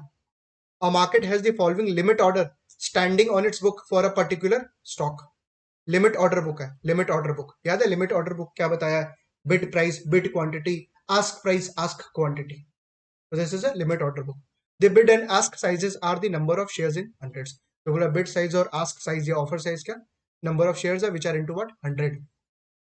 तो बिड साइज है, लिमिट प्राइस दिया हुआ है, देखो बिड साइज का लिमिट प्राइस याद रखना एक बार। बिड साइज अपने कैसे अरेंज होता है, लिमिट ऑर्डर बुक में अरेंज कैसे होता है, हाईएस्ट से लोएस्ट या लोएस्ट से हाईएस्ट, हाईएस्ट से लोएस्ट। तो जो सबसे ज्यादा प्राइस पे बाई करने के लिए रेडी है वो सबसे पहले लाइन में रहेगा, उसके बाद जो कम प्राइस देने के लिए रेडी है वो नीचे, उसके नीचे एंड सो ऑन। ऑफर या आस्क रेट में जो सबसे कम रेट पे सेल करने के लिए रेडी है he will be standing in the first, उसके बाद जो नेक्स्ट हाईएस्ट हाई प्राइस पे रेडी है उसके नेक्स्ट, और उसके बाद जैसे जैसे प्राइस इंक्रीज होते जाएगा। तो बिड प्राइस में हाईएस्ट टू लोएस्ट और आस्क प्राइस में लोएस्ट टू हाईएस्ट। एक बार देखते हैं यहाँ पे लिमिट प्राइस 9.73, 9.81, 9.84, 9.95। देखो यहाँ पे अरेंजमेंट तो वैसे उल्टा है, आपको कैसे चेक करना चाहिए, ऐसे चेक करो नीचे से 9.95 सर, ये पर्सन सबसे पहले रहेगा, उसके बाद 9.84, उसके बाद 9.81, उसके बाद 9.73। Please sequence is important. सबसे पहले सर लाइन में कौन खड़ा रहेगा, 9.95 वाला, क्योंकि वो सबसे ज्यादा पे करने के लिए रेडी है। And seller, for seller the best buyer is who is ready to pay what highest price. तो 9.95 का पहले ट्रेड होगा, उसके बाद 9.84, उसके बाद 9.81। और यहाँ पे इसका देखते हैं ऑफर वाला का 10.02, 10.10 एंड 10.14। इसका सीक्वेंस ठीक है, इसका सीक्वेंस ठीक है। 10.02 सबसे पहले लोएस्ट वाला, उसके बाद 10.10, उसके बाद 10.1। क्वेश्चन देखते हैं, what is the market 9.73 bid, offer is 10.14, 9.81 bid, offer is 10.10, 9.95 bid, offered eight 10.02। Yes, देखो व्हाट इज द मार्केट, आपको याद है अपने डिस्कस किए थे, making a new market, eight the market, making a new market, eight the market, marketable order, marketable order. तो यहाँ पे बोल रहा व्हाट इज द मार्केट, बोल रहा मार्केट अभी कहाँ है, in the sense what is eight the market, eight the market कहाँ है। तो देखो बेस्ट बिड क्या है 9.95, बेस्ट आस्क क्या है 10.02। Best bid is 9.95, highest the better, and best offered rate या ask rate 10.02 is the best. So which option? Option number C is correct. आपसे पूछा what is the market? Option number C, 9.95 is the bid and offered rate is 10.0. Right? Next, question number 25. Consider the following limit order book for a stock. The bid and ask sizes are number of shares in 100. तो same type का question है। Again bid size दिया हुआ है, limit price देखो 122.8, 123, 123.35। तो 123 point is the best bid and 123.8 is the best ask. Question देखते हैं, a new by limit order is placed for 300 shares at 123.40। बोला कि कोई लिमिट ऑर्डर डाला है और क्या चीज के लिए, बाइंग के लिए, किस प्राइस पे 123.40। एक सेकंड रुको, 123.40 is it better than 123.35? Yes. तो ये 123.40 पहले आ जाएगा, 123.35 नीचे चला जाएगा लाइन में, एंड 123.40 पहले आ जाएगा लाइन के अंदर में, लाइन में सबसे पहले खड़ा रहेगा, because he is ready to buy at what highest price amongst the bidder. तो जो भी दाम बायर लोग कोट कर रहे हैं उसमें सबसे पहले ये खड़ा होगा, बिकॉज ये हाईएस्ट प्राइस देने के लिए। This limit order is set to take the market, make the market, make a new market. देखो टेक द मार्केट कब होता, जब ये जो सेलर है ना 123.80 उससे ज्यादा बायर देने के लिए रेडी है, उससे ज्यादा बायर देने के लिए रेडी है। फॉर एग्जांपल अगर ये प्राइस होता 123.85, 123.85, आप मेरे को बताओ सौदा होता कि नहीं होता, मतलब बायर बाई कर पाता कि नहीं, बिल्कुल, because seller is ready to sell at 123.80, but as a buyer you are ready to pay 123.85। आप ज्यादा पे करने के लिए रेडी हो। इनफैक्ट अगर आप 123.80 भी करते ना तो भी आपका ट्रेड हो जाता, बिकॉज सेलर रेडी है 123.80 पे सेल करने के लिए, आप भी रेडी हो 123.80 पे बाई करने के लिए, तो आपका ट्रेड क्या होता, हो जाता। उसमें अपने क्या बोलते हैं, टेक द मार्केट। तब क्या होता है, टेक द मार्केट, क्योंकि ट्रेड हो जाता। बट यहाँ पे अभी ट्रेड होगा बिल्कुल भी नहीं, बिकॉज 123.4 पे आप क्यू में खड़े रहोगे, you will B standing in the line, because seller अभी भी कितना रेट कोट कर रहा है 123.80, अभी भी आप बाई नहीं कर पाओगे। नेक्स्ट क्या बोल रहा है, मेक द मार्केट। क्या बोल रहा है, make the market. Make the market क्या होता है कि अगर आप 123.35 ही कोट करते, you would have been standing in the same line, आप भी 123.35 के लाइन में खड़े हो जाते हैं। बट यहाँ पे क्या बोल रहा है, make a new market. Make a new market मतलब now you are standing above 123.35, आप 123.35 के आगे खड़े हो जाओगे, because you are quoting what higher price. तो 123.40 will be what, make a new, right. तो मेक अ न्यू मार्केट का डेफिनेशन क्या था कि सर बेस्ट बिड से ज्यादा प्राइस कोट करोगे और बेस्ट आज से कम कोट करोगे। मेक अ न्यू मार्केट का डेफिनेशन क्या था, जैसे जो बेस्ट बिड है ना 123.35 से, उससे ज्यादा quote 123.40 is more than that, but it will be less than 123.80 which is the best. Option number C is correct. Option number C is correct, because आपने एक नया मार्केट क्रिएट कर दिया ना 123.40 डाल के। Next question number 26। Currently the market in a stock currently the market in a stock is 54.62, bid offered at 54.71. Okay, best bid है 54.62 और ऑफर कितना है 54.71. a new sell limit order is placed at 54.62. एक second, यहाँ पे क्या buying order नहीं डाला, सेलिंग ऑर्डर डाला है, एंड सेलिंग ऑर्डर जितना लोअर हो उतना बढ़िया। Think from the buyer point of view, sir जो सेलर सस्ते रेट में बेचे मैं उससे सबसे पहले बाई करूंगा। तो 54.62 क्या 54.71 जो ऑफर रेट है उसके पहले रहेगा या उसके बाद? उसके पहले, बिकॉज 54.71 तो ज्यादा पे दे रहा है ना, 54.62 उसके पहले खड़ा हो जाएगा लाइन के अंदर में, एंड 54.71 नीचे चला जाएगा। बट 54.62 पे तो बाई करने के लिए रेडी है person, is ready to buy at 54.62 और आप रेडी हो 54.62 पे सेल करने के लिए। This is actually what take the market. This is actually what take the market, कि सर जितना पे वो बाई करने के लिए रेडी है मैं उतना पे सेल करने के लिए रेडी हूँ, तो तुरंत ट्रांजैक्शन हो जाएगा, तुरंत सौदा हो जाएगा। Take the market, make the market नहीं होगा, मेक द न्यू मार्केट होगा नहीं, right.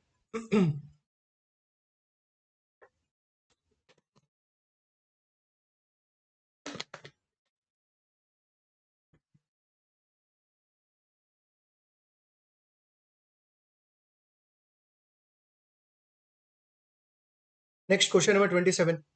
You have placed a sell market on open order. Okay, sell market पूरा मार्केट खुलते ही सेल होना चाहिए, open order. A market order that would automatically be submitted at the market's open tomorrow. बोला जैसे market खुलेगा वैसे automatically आपका मार्केट ऑर्डर सबमिट हो जाएगा। एक सेकंड, मार्केट ऑर्डर है, लिमिट ऑर्डर नहीं है। मार्केट ऑर्डर मतलब जो भी दाम मिले आप उसको तुरंत सेल करिए। लिमिट ऑर्डर का मतलब क्या होता है, you will define a price. In case of market order you do not define a price, you just define the quantity. Open order and would fill at the market price. देखो clear कर दिया ना कि market price, जो भी market price मिल रहा है please उस पर सेल कर दीजिए। Your instruction to sell the shares at the market open is a execution instruction, validity instruction या clearing. Obviously it's a validity, क्योंकि आपने टाइम मेंशन कर दिया ना, time. Validity is related to what time. Execution instruction क्या होता था, price and quantity, price या क्वांटिटी। तो एग्जीक्यूशन इंस्ट्रक्शन नहीं है, it is what validity. You have defined what time. Option number B is correct. Next question number 28। Jim White has sold short 100 shares of Superstores at a price of 42 per share।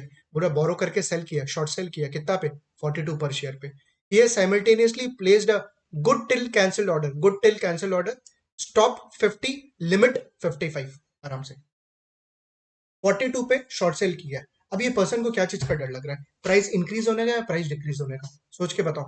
आपने short cell किया, short cell का मतलब क्या होता है कि बोरो करके cell. आपका व्यू क्या होता है कि सर प्राइस नीचे गिरेगा, you will by the shares, and जिससे भी आपने बोरो किया you will return the shares. तो अगर प्राइस नीचे गिरे तो इसको फायदा होगा। इसका मतलब what is afraid of, if price increases. अगर सर 42 के ऊपर चला गया तो इसको क्या लॉस हो जाएगा। तो इसने क्या किया, एक ऑर्डर डाला जहां पे इसने स्टॉप स्टॉप लॉस ऑर्डर डाला 50 का। स्टॉप लॉस ऑर्डर डाला कितना, 50 का, और साथ में क्या डाला 55 का limit order. Limit order, stop loss मतलब कि सर 50 के ऊपर नहीं जाए, और अगर 50 के ऊपर चला गया, 50 के ऊपर चला गया दाम, तो जनरली अगर आप लिमिट ऑर्डर नहीं डालोगे तो मार्केट ऑर्डर हो जाएगा। मार्केट ऑर्डर का मतलब कि सर दाम अगर 50 के ऊपर गया, मतलब 51, 52, 53 जो भी दाम मिले उस प्राइस पे आप बाई कर लेना, उस प्राइस पे आप बाई कर लेना। In case of a stop loss order आप क्या करते हो, you can put a market order और you can put a limit order.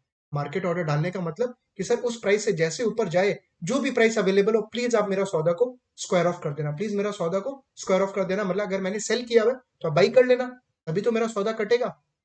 But यहाँ पे क्या डाला है, ये लिमिट ऑर्डर डाला, लिमिट, कि अगर 55 तक जाए ना, मतलब 55 जाती, the prices should be less. The prices should, मतलब कोई भी प्राइस पे ऐसे बाई मत करना, it should be less then और equal to what 55। Limit order, limit order जब आप बाई डालते हो, क्या लिमिट ऑर्डर का बाई डालते हो तो आप बोलते हो यार 55 या उससे कम, 55 या उससे कम। क्योंकि अगर ये 50 का सिर्फ मार्केट ऑर्डर आता ना, प्राइस अगर 57, 58, 59 हो जाता तो उस प्राइस पे बाई करना पड़ जाता है इसको, उस प्राइस पे बाई करना पड़ जाता है, बिकॉज मार्केट ऑर्डर का बात होता है। बट यहाँ पे क्या बोल रहा है, लिमिट ऑर्डर, मतलब कि सर 50 से ऊपर जाए बटा प्राइस 55 या उससे नीचे होते ही प्लीज आप मेरा पोजीशन को स्क्वायर ऑफ करना and there will be a limit order, मतलब 55 या उससे नीचे कम के प्राइस पे आप स्क्वायर ऑफ करना। सर अगर प्राइस ऊपर चला गया तो अचानक से प्राइस बहुत ज्यादा ऊपर चला गया, नहीं होगा इसका स्क्वायर ऑफ, और लॉस हो जाएगा इसको, और लॉस हो जाएगा। अगर डायरेक्टली 58 59 वगैरह चला गया तो उसको और लॉस हो जाएगा। ये क्या किया, 55 का लिमिट ऑर्डर डाला कि वो प्राइस या उससे कम पे। assume that if the stop condition specified by white is satisfied, बोला स्टॉप लॉस ऑर्डर हिट हो गया, मतलब दाम ऊपर चला गया, and the order becomes valid, it will gate executed, बोले एग्जीक्यूट हो जाएगा, ठीक है। Excluding transaction cost, what is the maximum possible loss that the white can have, maximum loss उसको कितना हो सकता है। देखो 42 पे सेल किया था और 55 पे लिमिट ऑर्डर डाला हुआ है, 55 पे लिमिट ऑर्डर डाला हुआ है, तो उसके ऊपर तो इसको लॉस होगा नहीं। इसका मतलब कितना का लॉस होगा इसको, how much will be the loss, क्योंकि 55 पे मैक्सिमम क्या बाइंग हो जाना चाहिए, उससे ये उसके नीचे प्राइस पे, तो मैक्सिमम लॉस कितना हो सकता है इसको, 55 माइनस 42, 55 माइनस 42 कितना, क्योंकि 55 पे बाई मैक्सिमम प्राइस और 42 पे सेल किया हुआ है, इट्स कमिंग 13, तो 13 तो पर शेयर है, यहाँ पे ओवरऑल वैल्यू पे दिया, मतलब into 100 which is what 1300। Option number B is correct, right. Next question number 29, you own shares of a company that are currently trading at 30 a share, बोला तुम शेयर्स ओन कर रहा है जिसका आज के दाम कितना 30 पर share. Your technical analysis of the shares indicate a support level of 27.5, बोला आपको लग रहा है टेक्निकल चार्ट्स वगैरह देख के दैट सपोर्ट, इसके नीचे प्राइस नहीं जाना चाहिए, 27.5 के नीचे दाम नहीं जाना चाहिए। That is if the price of the shares is going down it is more likely to stay above this level, बोला अगर दाम 30 के नीचे गया भी ना तो 27.5 के तो नीचे नहीं जाना चाहिए, उसके ऊपर रहना चाहिए, rather than fall below it. If the price does fall below this level, बोला 27.5 के अगर नीचे गया, however you believe that the price may continue to decline, बोला अगर आपको लग रहा है 27.5 के नीचे तो नहीं जाना चाहिए, बट अगर प्राइस बाई चांस नीचे गया तो और नीचे जाते जाएगा, फिर और नीचे जाते जाएगा, may continue to decline. You have no immediate intent to sell the shares, बोला अगर प्राइस नीचे गया भी ना, आपका मन नहीं है शेयर्स को सेल करने का, हो सकता है ये इन्वेस्टर है लॉन्ग टर्म के लिए होल्ड कर रहा है, कि अगर सर बाई चांस प्राइस 1-2 महीने के लिए नीचे चला भी गया आपको क्या फर्क पड़ता है, because you are holding the share for what long term. You have no immediate intent to sell the shares but are concerned about the possibility of huge loss if the share price declines below the support level, और आपका मन तो नहीं है बेचने का, but yes आपको डर लग रहा है कि अगर प्राइस नीचे चला गया तो हो सकता है उसको लॉस हो जाएगा बिलो द सपोर्ट लेवल 27.5 के नीचे। विच of the following types of order would you place to most appropriately address your concern, short sell order, good till cancelled stop sell order, good till cancelled stop buy order। देखो ये by करके रखा था, ये by करके रखा था, इसका मतलब इसको तो स्टॉप सेल ऑर्डर डालना चाहिए, जो चीज बाई करके रखा है उसको स्क्वायर ऑफ करने के लिए तो आपको सेल ऑर्डर डालना पड़ेगा, तो स्टॉप लॉस सेल ऑर्डर डालेगा, स्टॉप लॉस सेल ऑर्डर की यार उसके नीचे जाए तो प्लीज मेरा स्क्वायर ऑफ कर देना पोजीशन। बट यहाँ पे क्या बात हुआ है कि सर ये पर्सन जो लॉन्ग टर्म के लिए इन्वेस्ट करके रखा है, हाँ, अगर शॉर्ट टर्म में इसको लॉस हुआ तो बोला सौदा काट देना मेरा। शॉर्ट सेल ऑर्डर करेगा क्या, शॉर्ट सेल मतलब क्या होता है, बोरो करके सेल, बोरो करके सेल, अरे इसका तो कोई काम ही नहीं है। शॉर्ट सेल ऑर्डर बोरो करके सेल, क्योंकि आपको लग रहा है प्राइस नीचे जाएगा तो आप बोरो करके सेल कर दीजिए, नहीं करना आपको, बिकॉज यहाँ पे तो ये होल्ड करके रखने का प्लान कर रहा है। But good till cancelled stop sell order he can put, good till cancel का मतलब कि जब तक सर मेरा वो जो प्राइस है ना उसके नीचे नहीं जाए तब तक मत करना, जाते ही आप उसको कैंसिल कर दो, good till cancelled stop sell order. Good till cancel stop buy order तो डालेगा नहीं, कोई अगर सेल करके रखता तो good till cancel stop buy order डालता, but he has actually what bought and he is afraid of price fall. Option number B is correct. Next question number 30. In an underwriting offering, the risk that the entire issue may not be sold to the public at the stipulated offering price is borne by whom? कौन bear करता है, issuer, investment bank, buyers of the part of the issue that is sold. Underwriting offering, तो देखो अपने बात किए थे offering के अंदर में इन्वेस्टमेंट बैंकर दो टाइप का सर्विस प्रोवाइड करता है, एक होता है बेस्ट एफर्ट और सेकंड क्या होता है अंडरराइटिंग। बेस्ट एफर्ट में क्या बोलता है, जितना भी मेरे से बिकेगा बिक जाएगा, जो नहीं बिकेगा investment banker will not hold the ownership. Whereas in case of underwriting, whatever is the unsold portion, who is responsible to buy that investment bank? Option number B is correct. Next, question number 31. A British company listed on AIM formerly the alternative investment market of the London Stock Exchange, announced the sale of 6.68 million shares to a small group of qualified investors at 0.025 per share. Which of the following best describe this sale? Self registration, private placement या IPO? Obviously कौन सा ये private placement? क्यों? क्योंकि ये जो company है already listed है, ऑलरेडी लिस्टेड है, और क्या किया? क्वालिफाइड इन्वेस्टर्स को सेल कर रहा है, क्वालिफाइड इन, क्योंकि उसको पैसा जल्दी चाहिए, उसको पैसा हो सकता है जल्दी चाहिए, तो क्वालिफाइड इन्वेस्टर्स को सेल कर रहा है, सो that is actually what private placement. IPO तो क्या होता है? फर्स्ट टाइम मार्केट में पैसा, फर्स्ट टाइम इशू कर रहा है शेयर्स पब्लिक को, बट यहाँ पे क्या ऑलरेडी लिस्टेड है। सेल्फ रजिस्ट्रेशन का मतलब क्या था? That you are coming with the issue but in the piecemeal basis, एक बार में पूरा का पूरा इशू नहीं लेके आओगे, आप आस्ते आस्ते करके शेयर्स अपना आस्ते आस्ते करके पैसा रेज करोगे पीस मील बेसिस के ऊपर। Option number B is correct. Next question number 32, a German publicly traded company to raise new capital gave its existing holders the opportunity to subscribe for new shares. बोला German publicly traded company already trade कर रहा था, उसको further capital raise करना है, FPO further public offering, further capital raise करना है। बोला एग्जिस्टिंग शेयर होल्डर्स को अपॉर्चुनिटी दिया दैट आप शेयर्स बाई कर सकते हो, और तभी शेयर्स बाई करेगा अगर आप उसको सस्ते भाव पे शेयर दोगे, अगर आप राइट दोगे जनरली कि यार कम पे बाई कर लो, तभी तो मन होगा ना एग्जिस्टिंग शेयर होल्डर्स का बाई करने का। The existing share holders could purchase 2 new shares at a subscription price of 4.58 per share for every 15 shares held. और हर 15 shares पे you can buy how much? 2 shares held. 2 shares at price of what? 4.58. This is an example of right offering, private placement. Simple question है right offering. Right offering का मतलब क्या होता था कि sir existing share holders को अपने right दे रहे हैं to buy the shares, to buy the shares. Option number A is correct. Next question number 33, consider an order driven system that allows hidden order, order को hide कर सकते हो आप, आइसबर्ग ऑर्डर्स वगैरह, ठीक है, hidden orders. The following 4 sell orders on a particular stock are currently in this system limit order book. ये 4 orders डाला हुआ है लिमिट ऑर्डर के अंदर में, based on the commonly used precedence hierarchy which of this orders will have precedence over others. Right, आपको याद है हायरार्की, आपने डिस्कस किए थे क्लास में हायरार्की। सबसे पहला जो सबसे ज्यादा प्राइस देने के लिए रेडी है बायर के पॉइंट ऑफ व्यू से, उसको कंसिडर करेंगे। सेकंड क्या था? सेकंड क्या था? जो नॉन हिडन ऑर्डर्स है, नॉन हिडन ऑर्डर्स जो हाइड नहीं करके रखा उसको। थर्ड क्या था? टाइम। थर्ड क्या था? तो यहाँ पे देखते, सबसे पहला time of arrival, order 1 9:52 1 second, 9:52:08, 9:53:04, 9:53.49। यहाँ पे लिमिट प्राइस दिया हुआ है 20.33, 20.29, 20 तो इन तीनों का प्राइस सेम है, बट जो सेकंड वाला है वो क्या? हिडन है। जो सेकंड वाला है क्या? हिडन है। ठीक है, तो सबसे पहले अपने किसको प्रेफर करेंगे?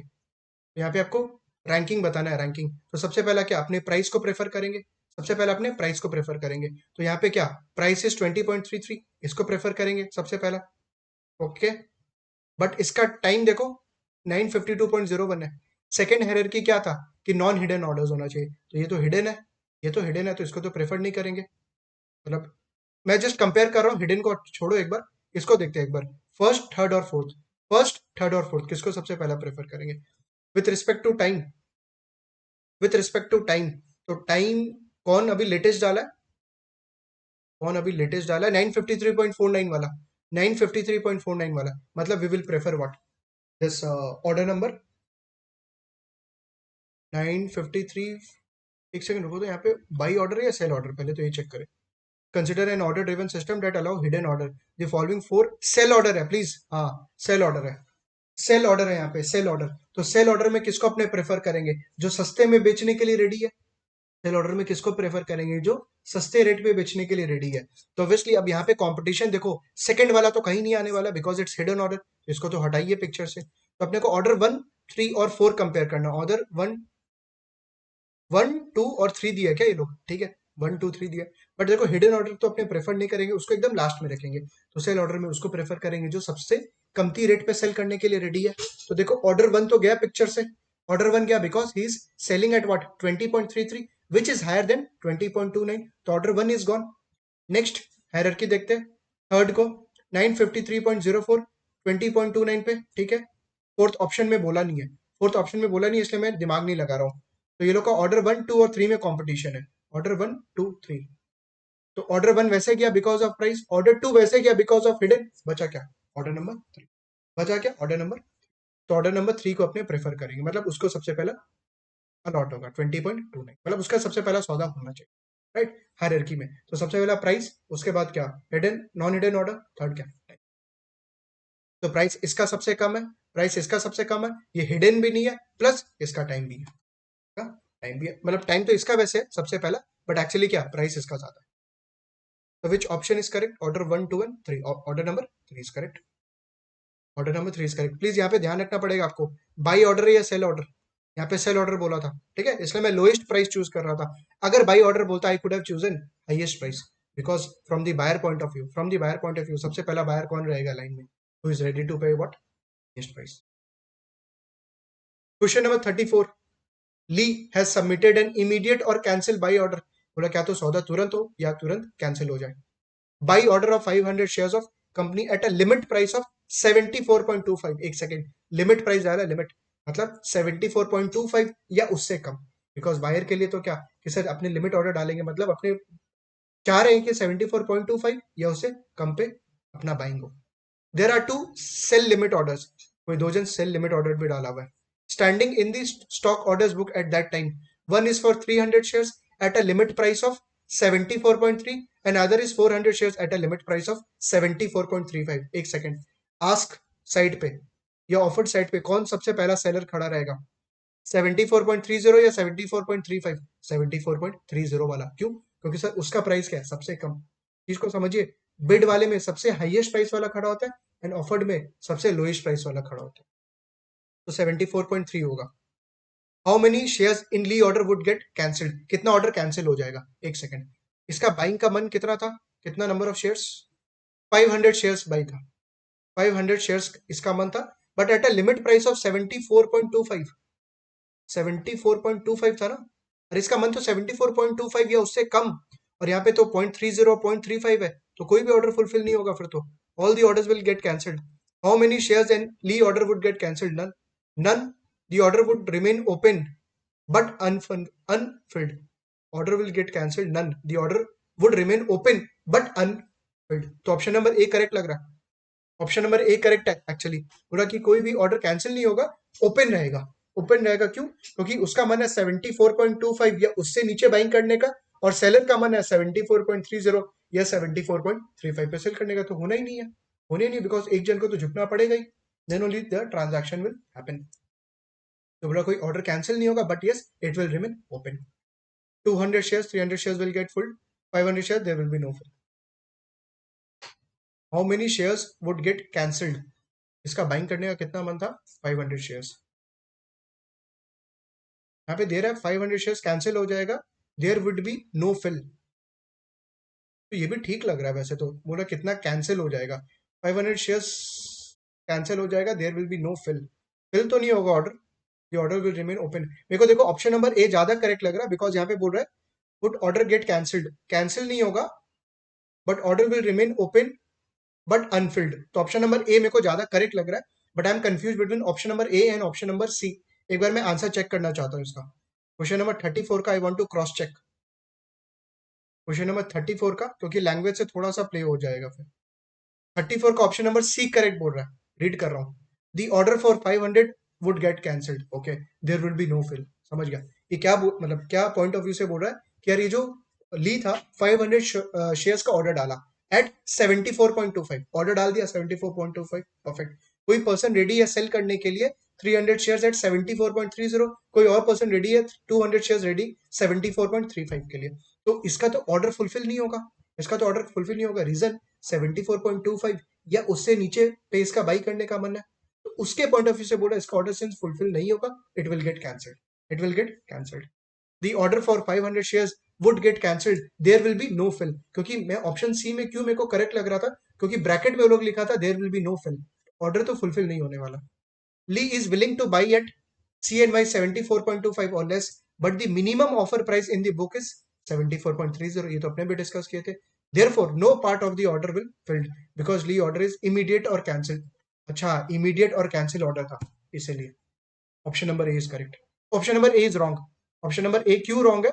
बिकॉज वहां पे लिखा था इमीडिएट और कैंसिल ऑर्डर, वो आई थिंक मैंने फोकस नहीं किया था कि क्या तो सर तुरंत सौदा हो या तुरंत कैंसिल हो जाए, ओपन नहीं रहे, ओपन नहीं रहे।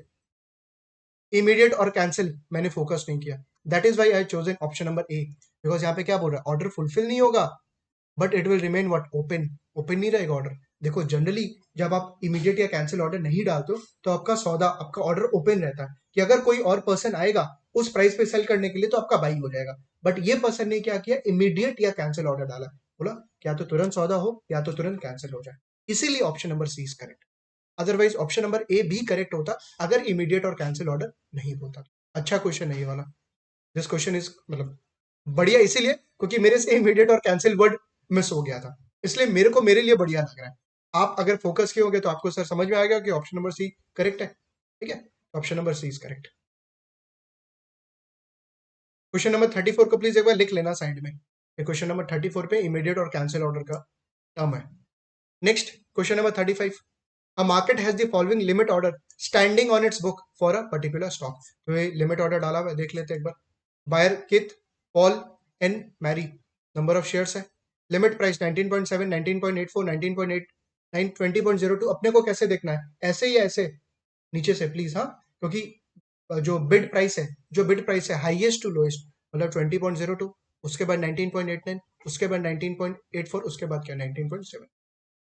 सेल साइड में देखें ऑफर प्राइस पे 20.03, 20.01, 20.16, इसका सीक्वेंस ठीक है, लोएस्ट टू हाईएस्ट। क्वेश्चन देखते हैं आप।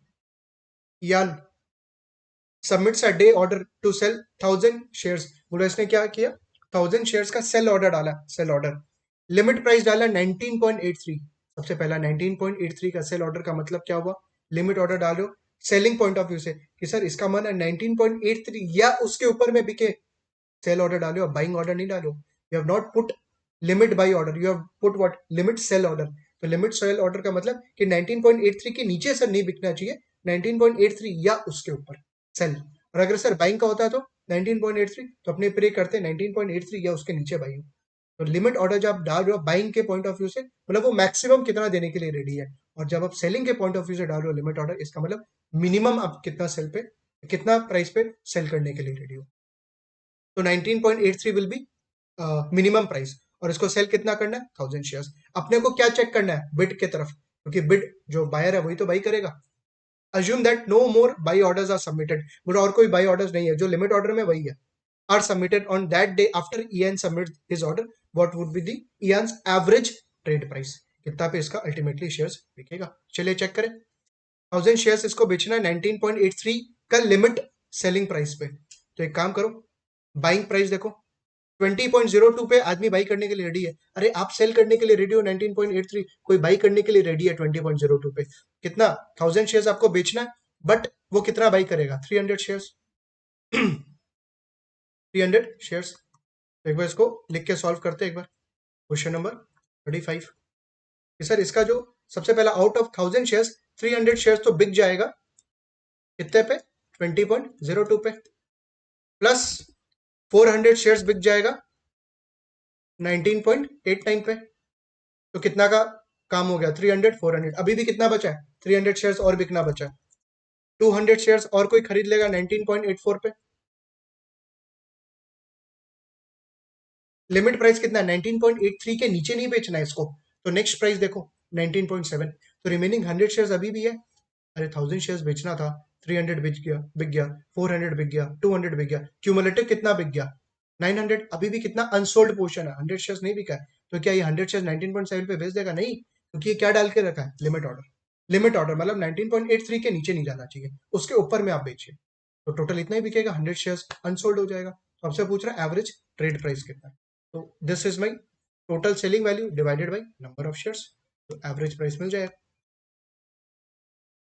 Please calculate, 300 into 20.02 plus 400 into 19.89 plus 200 into 19.84 divided by 900, 19.92, average price is 19.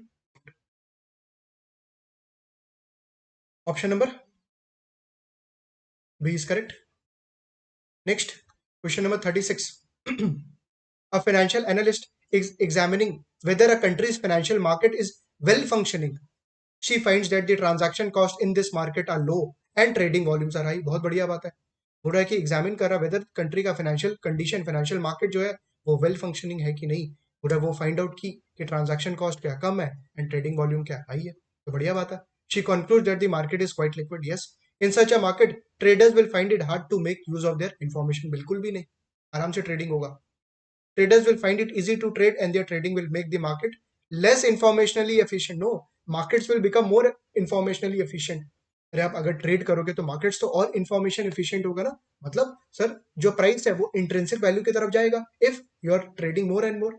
If you are trading more and more, जो प्राइस है सर वो इंट्रिंसिक वैल्यू की तरफ जाएगा.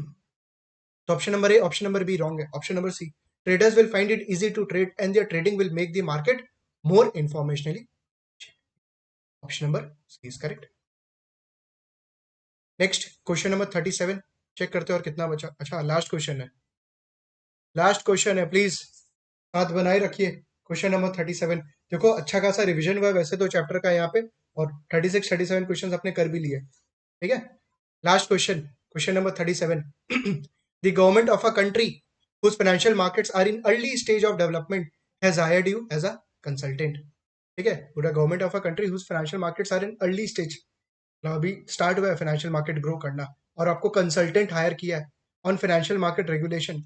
Your first task is to prepare a list of the objectives of market regulations. What are the objectives of the market regulation? Which of the following is least likely to be included in the list of objective? तो बोला कि कौन सा objective नहीं है. ये कौन सा क्वेश्चन, मतलब कौन से एलओएस से पर्टेन करता है ये क्वेश्चन? लास्ट वाला एलओएस, एकदम लास्ट वाला एलओएस चैप्टर का. Which of the following is not to be included in the objective? सबसे पहला, minimize an agency problem in the financial market. Minimize agency problem. Yes, this is the objective of market regulation. कि agency problem कम से कम रखे, मतलब principal agent conflict, principal agent shareholder versus management का conflict कम से कम हो. Ensure that financial markets are fair and orderly. Yes, both of are the objectives of market regulation. आपसे पूछा कि कौन सा objective नहीं है, ऑप्शन नंबर सी करेक्ट होना चाहिए. Ensure that the investors in the stock market achieve a rate of return that is at least equal to RF. एकदम भी नहीं. अरे ऑब्जेक्टिव मार्केट थोड़ी बोलता कि आप मिनिमम आरएफ कमा पाओगे. पूरा इंश्योर करता है इन्वेस्टर्स को मार्केट के अंदर में कि आप आरएफ तो कमा ही पाओगे, रिस्क फ्री रिटर्न. कोई भी कमिटमेंट नहीं करता है मार्केट. मार्केट थोड़ी बोलता है that you will be able to earn RF. अरे नेगेटिव रिटर्न भी तो हो सकता है. If prices goes down there can be a negative return. आपका जो पैसा वो डूब सकता है. बोल रहा है कि मार्केट इंश्योर करेगा रिस्क फ्री रिटर्न एटलीस्ट कमा पाओ 3% 4%. बिल्कुल भी नहीं, एकदम गलत स्टेटमेंट है. Option number C is, option number C correct. ठीक है. तो यहाँ पे अपने 37 क्वेश्चंस 4 रीडिंग्स का कंप्लीट कर लिया.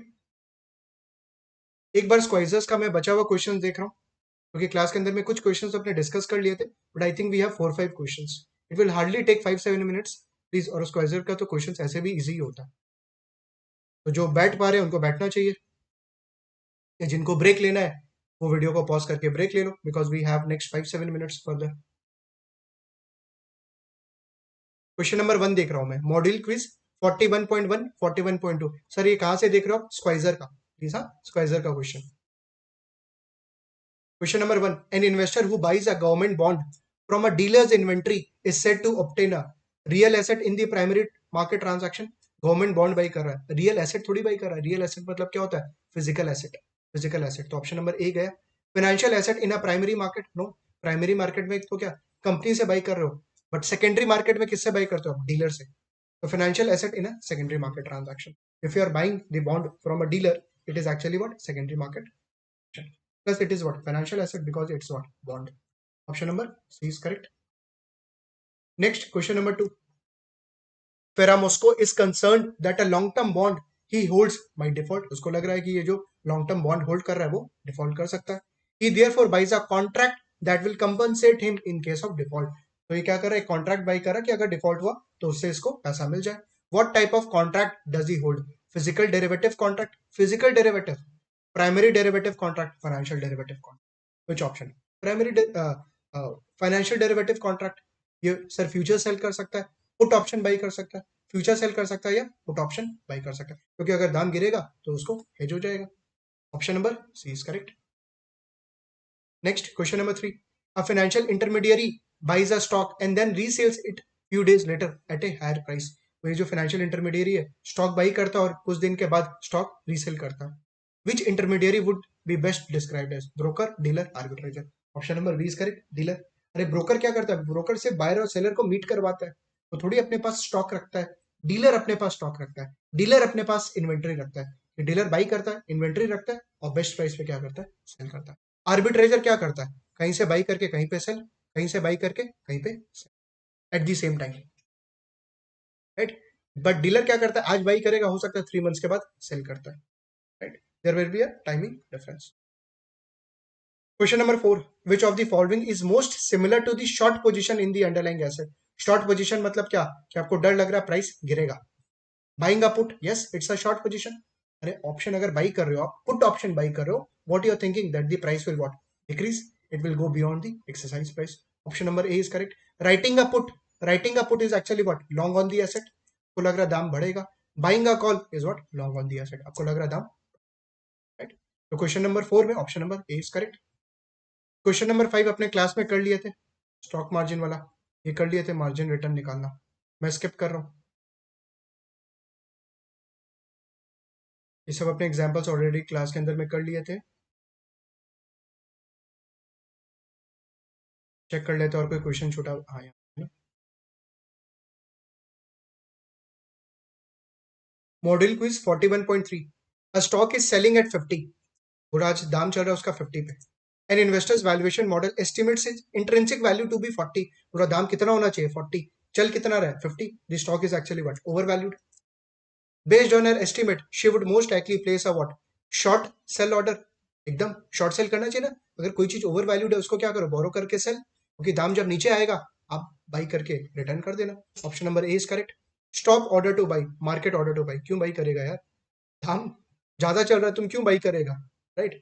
शॉर्ट सेल करेगा। Option number A is correct. Question number 2, which of the following limit buy order would be most likely to get unexecuted? पूरा कौन सा लिमिट ऑर्डर अनएग्जीक्यूट रहने का प्रोबेबिलिटी रहेगा? अब मार्केट ऑर्डर, मार्केटेबल, अच्छा marketable order, order behind the market. देखो marketable order तो रहेगा नहीं, बिकॉज मार्केटेबल ऑर्डर तो पहले एग्जीक्यूट होगा, because you are quoting what? High the price more than what? Offer price. आप ज्यादा प्राइस पे बाई या लोएस्ट प्राइस पे सेल करने के लिए रेडी हो, तो ये तो एग्जीक्यूट हो जाएगा। And order behind the market, yes behind the market क्या? तुम एकदम नीचे चला गया लाइन में, एकदम नीचे चला गया, तो वहां पे order may get what? Unexecuted. And order making a new market, इस पे तो हो सकता है ट्रांजैक्शन। अगर बिहाइंड द मार्केट लाइन में एकदम नीचे रहेगा तब हो सकता है अनएग्जीक्यूटेड रहे। Option number B is correct. Question number 3, new issue of securities are transaction in the primary market, secondary or season market? New issue कहां पे होता है? प्राइमरी मार्केट के। Option number A is correct. Question number 4, in which of the following types of market do stock trade any time the market is open? Call market continuous market में होता है, हर समय, एनी टाइम, कहां पे? Continuous market. Exchange markets, call markets, continuous markets. Continuous market, because call markets वगैरह में क्या? There is a specific time.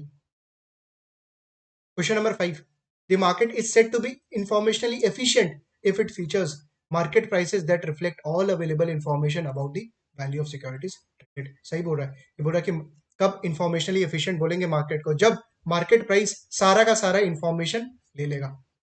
But may not be correct, जरूरी नहीं है वो करेक्ट हो, बट अनबाइज्ड मैनर में होना। ऑप्शन नंबर ए करेक्ट है।